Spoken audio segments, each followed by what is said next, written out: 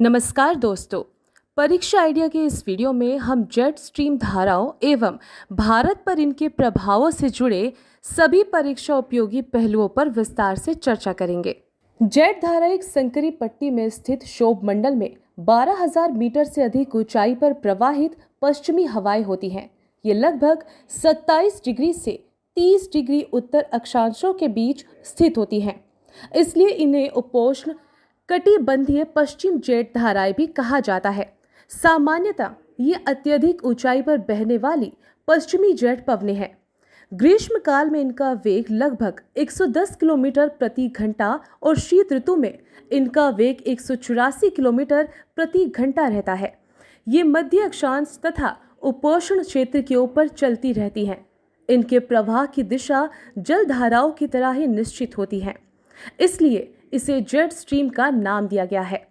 ये लहरदार रूप में चलने वाली एक वायु धारा है। इस वायु धारा का संबंध धरातल में चलने वाली पवनों के साथ भी जोड़ा गया है। द्वितीय विश्व युद्ध के समय जेट स्ट्रीम वायु धारा की जानकारी मिली थी। भारत के संदर्भ में जेट स्ट्रीम दो प्रकार के होते हैं। पछवा पश्चिम जेट स्ट्रीम 20 डिग्री से 35 डिग्री उत्तर, यह पूरे साल भर चलने वाली स्थायी जेट प्रवाह होता है।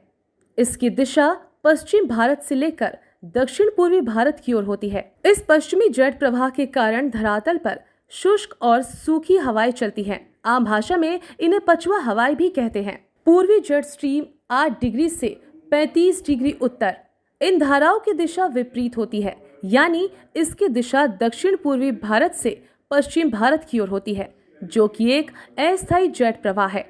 ये भारत की जलवायु को निम्न तरीकों से प्रभावित करती है। पश्चिमी जेट प्रवाह को आम भाषा में पछवा हवाएं भी कहते हैं।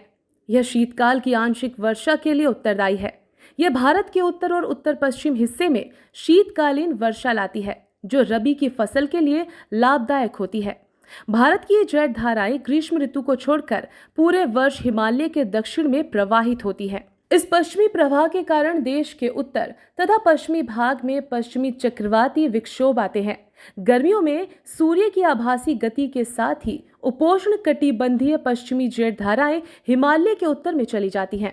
पश्चिमी विक्षोभ जो भारतीय उपमहाद्वीप में जाड़े के मौसम में पश्चिम तथा उत्तर पश्चिम से प्रवेश करते हैं, भूमध्य सागर पर उत्पन्न होते हैं। भारत में इनका प्रवेश पश्चिमी जेट प्रवाह द्वारा होता है।